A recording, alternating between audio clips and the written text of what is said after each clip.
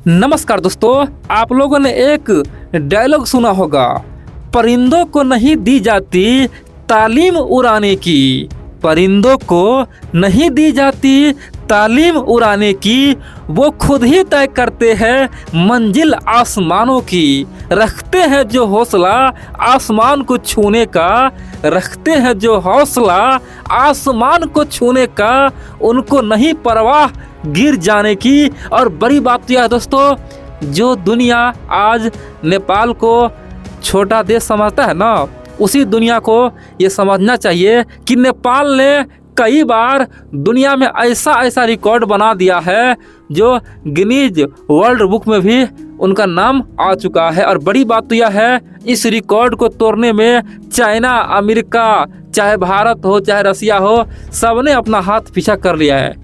अलग बात है कोई और देश आके ये रिकॉर्ड तोड़ा है, लेकिन नेपाल ने जो किया बड़े बड़े देश नहीं कर पाए। मैं आपको तमाम बातें बताऊंगा, आप लोग पूरा वीडियो देखिए। नेपाल ने आखिरकार कौन सा ऐसा रिकॉर्ड बनाया था जो बड़े बड़े देश नहीं तोड़ पाया। और बड़ी बात यह है दोस्तों, इस तरह के वीडियो मैं इस चैनल पे हमेशा बना के लाता रहूं, तो इसीलिए जितना हो सके वीडियो को लाइक करे, लाइक कर करके बटन उड़ा दे, जितना हो सके बेहतरीन कमेंट करे, ताकि कोई भी पढ़ने आए तो उसे भरपूर मजा आए। और इस वीडियो को इतना शेयर करे ताकि सबको पता चले नेपाल का क्या क्या रिकॉर्ड है।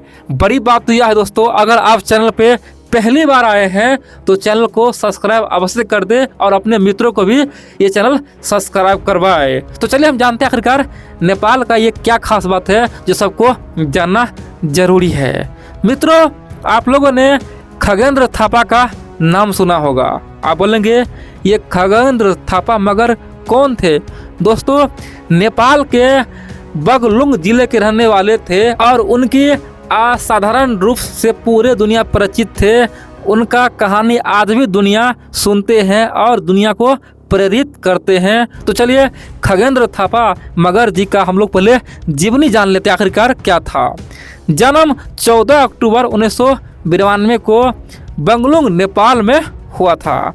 जन्म के समय से ही उनकी वृद्धि धीमी थी, यानी कि आराम आराम से उनकी वृद्धि हो रही थी। उनके परिवार ने उन्हें छोटा बुद्ध कहना शुरू कर दिया। आप जानते हैं भगवान बुद्ध को पूरा दुनिया जानता है, तो उन्हें छोटा बुद्ध गांव के लोग कहने लगे। और वह एक सामान्य गांव से बड़े हुए और स्थानीय संस्कृति के करीब रहे। जी हाँ दोस्तों, वहाँ के जो कल्चर है, संस्कृति है, पूरे दुनिया को बताया कि हम नेपाली है तो हमें नेपाल पे गर्व है, यही होना चाहिए।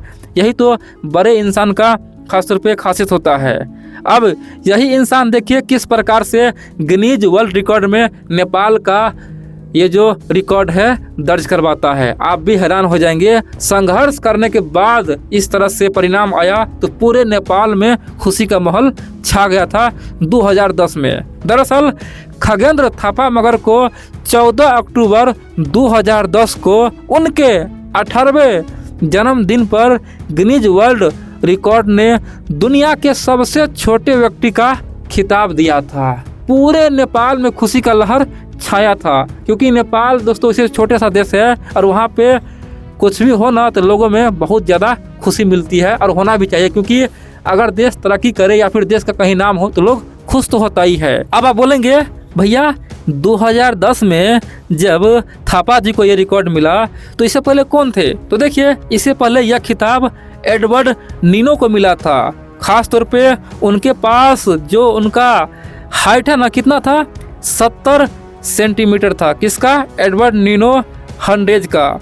तो उनका जो रिकॉर्ड है खगेंद्र जी ने तोड़ दिया। और ये जो खगेंद्र जी है, खगेंद्र जी का हाइट मात्र 67.08 सेंटीमीटर था, यानी कि 2 फीट 2 इंच से कुछ अधिक था। और उन्होंने एडवर्ड को पीछे छोड़ने में सफल रहा और पूरे दुनिया को दिखा दिया कि नेपाल भी गिनीज वर्ल्ड में अपना नाम रिकॉर्ड करवा सकते हैं। बड़ी बात तो यह दोस्तों, ये खिताब अधिक दिन नहीं रहा और फिलीपींस के एक छोटा सा व्यक्ति ने ये रिकॉर्ड तोड़ दिया। 2011 में यह खिताब फिलीपींस के जुनरे वाल्विंग को मिला। उनकी ऊंचाई कितना था पता है आपको?